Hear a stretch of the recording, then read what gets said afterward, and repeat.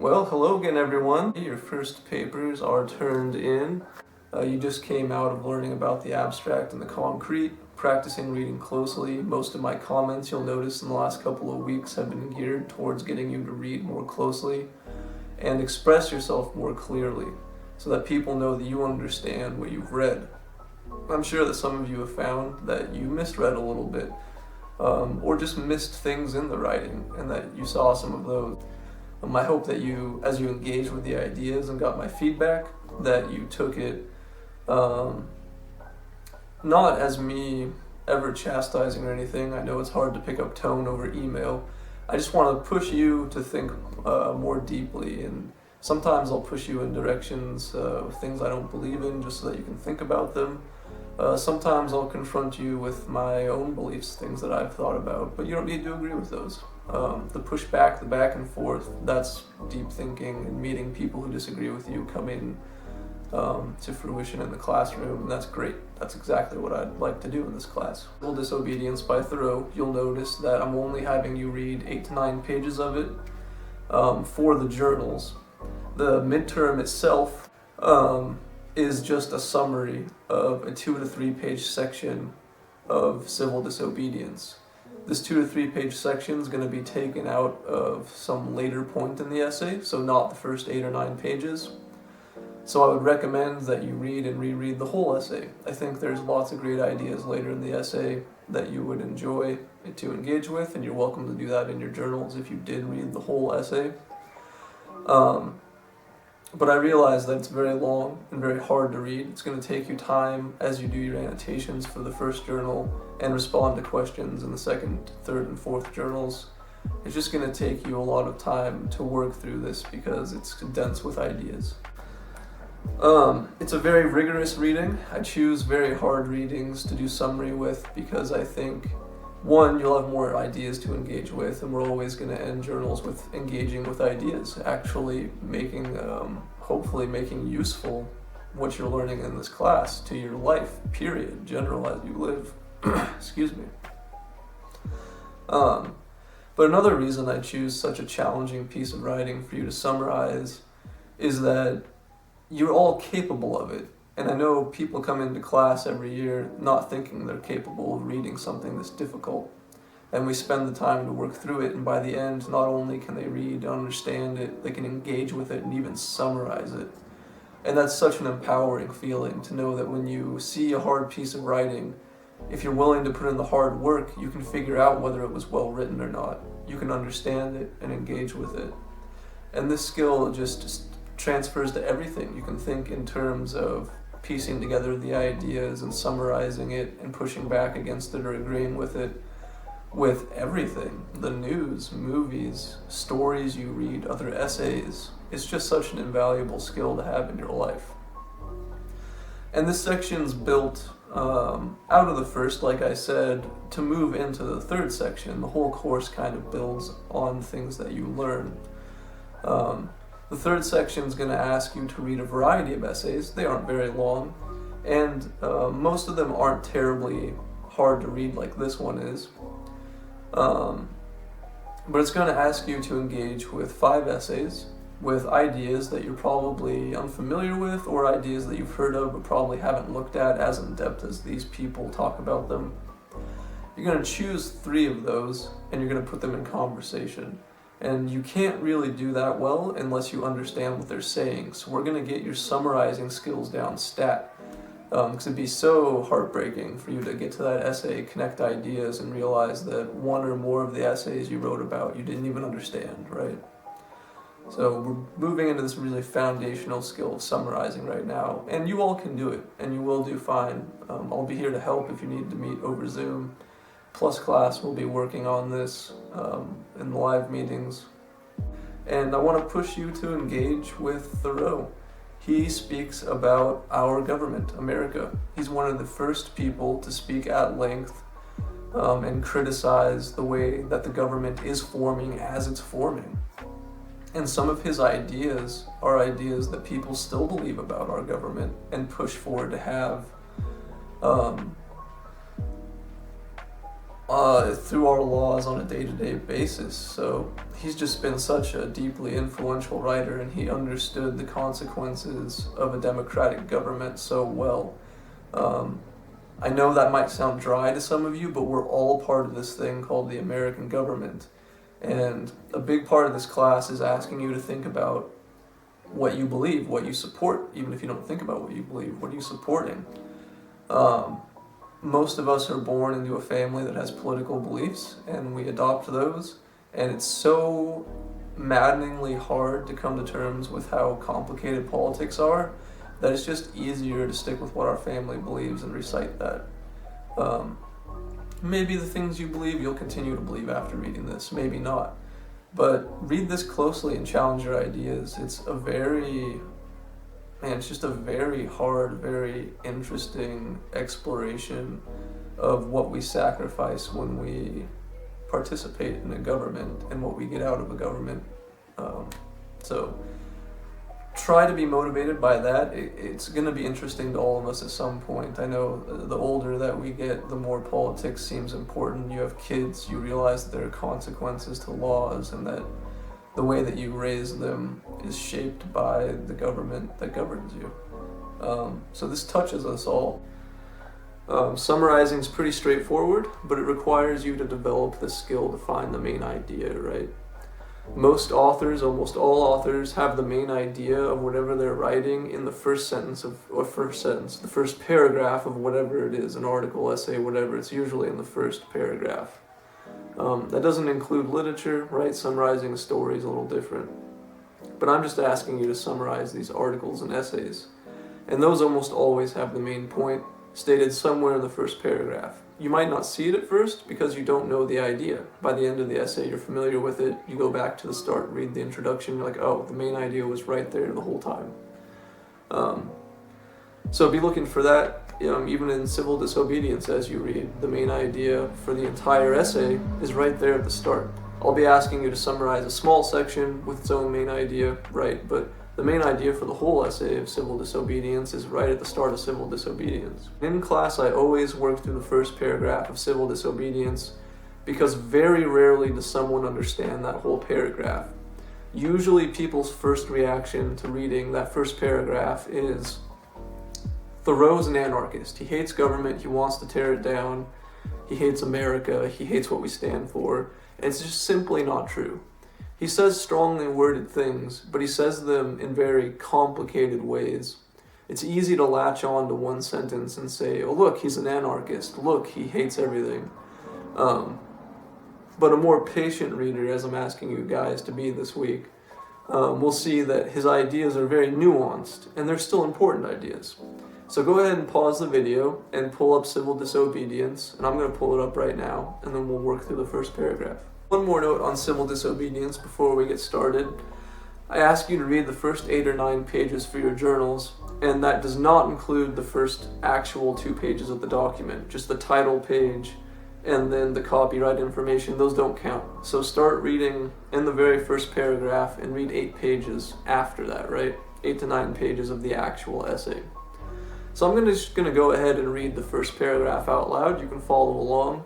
And then I'm going to work through sentence by sentence. We'll try to understand what it means, name a main idea, and then hopefully that'll give you a good footing for going into the rest of the essay, okay?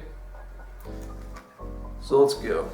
He says, I heartily accept the motto, that government is best which governs least, and I should like to see it acted up to more rapidly and systematically. Carried out, it finally amounts to this, which, also I believe, that government is best which governs not at all. And when men are prepared for it, that will be the kind of government which they will have. Government is at best but an expedient, but most governments are usually, and all governments are sometimes, inexpedient. The objections which have been brought against a standing army, and they are many and weighty, and deserve to prevail, may also at last be brought against a standing government. The standing army is only an arm of the standing government. The government itself, which is only the mode which the people have chosen to execute their will, is equally liable to be abused and perverted before the people can act through it. Witness the great present the present Mexican War. The work of comparatively a few individuals using the standing government as their tool, for, in the outset, the people would not have consented to this measure. Cool. So let's go ahead and work through this. First note, you'll notice that Thoreau, like many people in this time and earlier, referred to humans in general as he. They use that masculine pronoun, man, mankind, right?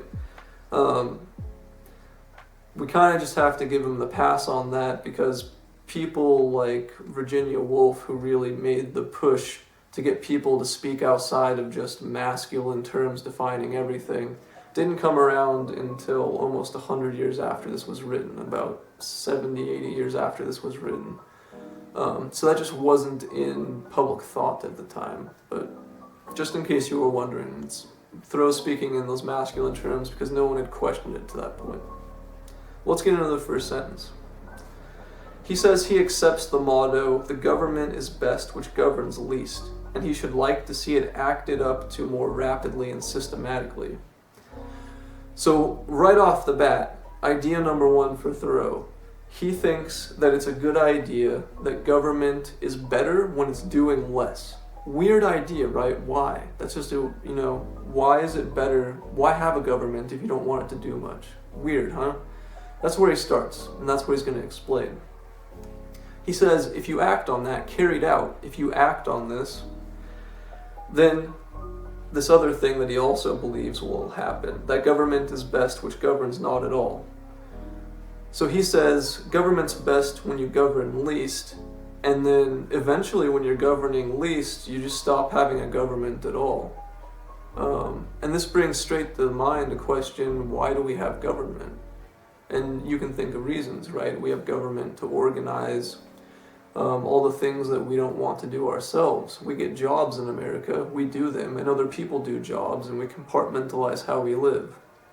You probably don't plant and farm and eat the food you make, you buy it. You work a job to make the money for that. You don't dig your own ditch for sewage, you pay the government to take care of that for you. You don't pave the road in front of your house, the government paves it and you pay a tax for it. That's generally what government does.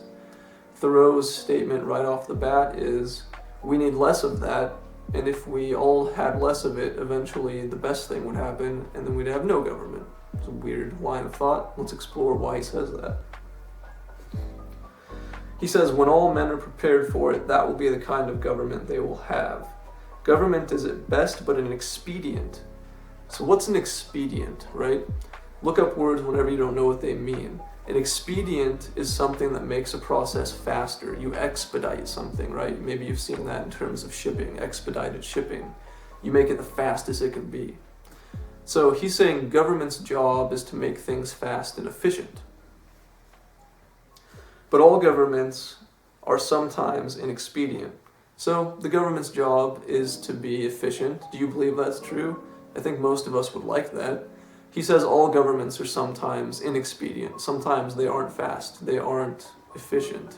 And I know you can just watch the news for 5 minutes and find someone complaining about how the government isn't efficient. And I bet you all have examples from your own lives of the government taking forever to do something for you, right? Of course, the government's huge, taking care of tons of people. Of course, it's not fast. It gets made fun of all the time for filling a bunch of jobs people don't need to have. That's debatable. That's not something I want to talk about right now. But he's understated his point, right? The government often gets looked to as inefficient. So let's continue. The objections which have been brought against a standing army, and they are many and weighty and deserve to prevail, may also be brought against a standing government. So, what's a standing army? I'm sure some of you know, maybe some of you don't. A standing army is any army that exists in times of war and in times that aren't war. So, at the start of America, we had militias that got put together. There was no standing army. The militia got put together to fight the Revolutionary War, and then the immediate proclamations of the government when the Constitution was put together stated that there would not be a standing army and that every state would have a militia, and if a war needed to be fought, all of the militias would join to fight that war and protect the country. That very quickly got overturned, and we very quickly had a standing army. So we just had an army built and trained all the time, even when we weren't fighting. And Thoreau's saying here that the objections, the downsides to having a standing army, are the same downsides to having a standing government. So a government that's there all the time, even when you don't want it or need it, right? So we're tracking with Thoreau. The standing army is only an arm of the standing government.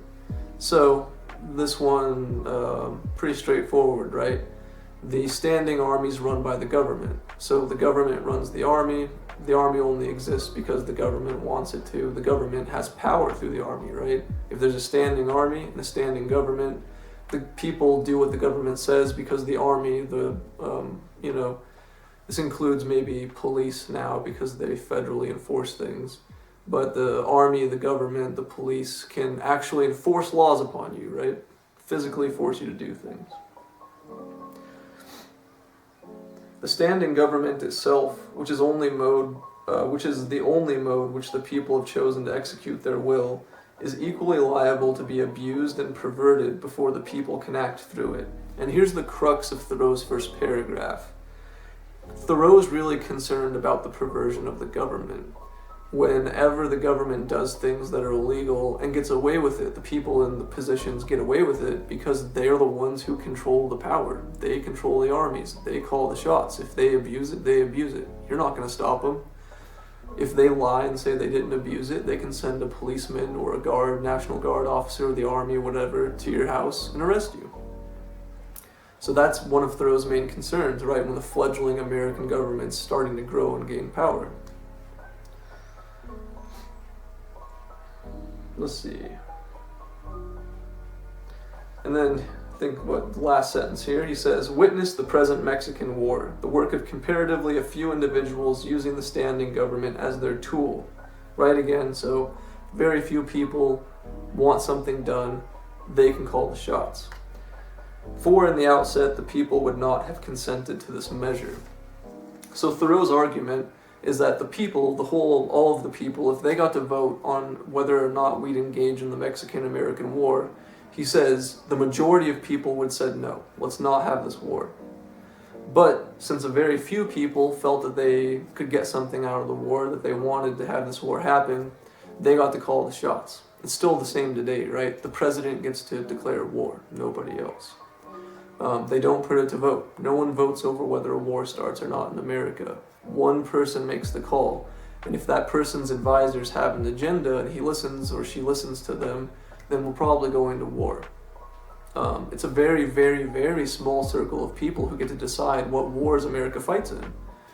The people fighting in the war because of the draft, right? We have the draft now. I'm sure any of you above the age of 18, I'm not sure if this is for women as well, but at least for men, you get a draft notice in the mail when you turn 18. All of a sudden, the government, if they need you for any war they declare, they can draft you. They can send you a piece of paper that says you've been assigned to go to the army, into this platoon or whatever, and fight in this war. And it doesn't matter if you believe in the war or not. If you don't go, you get court-martialed and put in prison. It's a very serious offense. Something that you might end up spending the rest of your life in jail for, which is crazy for not wanting to go to war, I think, but maybe you disagree, that's fine. So these are the kind of things Thoreau's concerned about, though, right? Why do you think he says that it's better to have no government? He's just laid out for us some of the downsides of government. Some of the downsides of government are the government, once it's in place, has to be followed, so they need an army. And once they have an army, they can force you to do whatever they want, even if you don't want to do it. And he's like, that's not nice, right? So he has this idea right here in the first paragraph that it would be better for there not to be an army. And he doesn't explain that in this paragraph, right? This is just an introduction of his main idea, that it would be better for people in America to not have a government. And then he spends the rest of this essay, pretty lengthy essay, discussing why he thinks the government will be abused and how he thinks it's possible to exist without a government. So that's what we're working with for the rest of the essay, right? Um, and then at the end of this paragraph, he even talks about why he starts writing this essay in the first place, the Mexican-American War. Texas, what we know now as Texas, and then a lot of Southern California, New Mexico, down there, that was all Mexico when before Thoreau started writing this, shortly before, right? That was all Mexico's land. That wasn't America's land. American settlers moved into those areas that were already inhabited, and then at some point decided that they'd like it to be part of America. And Texas was pretty controversial, as was New Mexico, because the people who lived there already had their own forms of government, and it was their land, and they had joined Mexico. They were actually literally already a part of the country Mexico. So America, a few people in power listened to the voices of those who lived in those areas and wanted to be American and not Mexican. And they saw in some place like Texas especially all of the potential for to have cows raised there, right? Oil and such things very much abundant there. And they decided to declare war on Mexico in order to expand America. That's how we got Texas and some of the other southern states. But it was the choice of very few people, and Thoreau's claim, which he's probably right about, is that if put to a vote, Americans probably wouldn't have declared war on Mexico. They didn't need to go to Mexico and fight and die to take that land. Some people definitely would have, right? But it wasn't something that was completely necessary, and it wasn't something that most people probably would have voted to do. So this is the kind of thing that Thoreau's reacting to, and it's now one of our oldest dilemmas in the country. If you're drafted to war, and this came highlighted hugely in the Vietnam War, in the Vietnam time, people thinking about war quoted Thoreau tons and thought about his ideas a lot, is what's your responsibility? Is your responsibility to serve your country and fight and kill other people no matter what? Or is your responsibility to think through whether or not you want to fight and then go to jail if you have to? That's rough, right? Thoreau actually does go to jail, and he writes about it in this essay for doing things that he believed in, and you'll have to work through whether or not you think he's right, wrong, silly, smart. He writes very interestingly and has a lot of cool ideas. I'm interested to see how you all react and what if you agree with him or disagree with him, but I wanted to get this first paragraph pinned down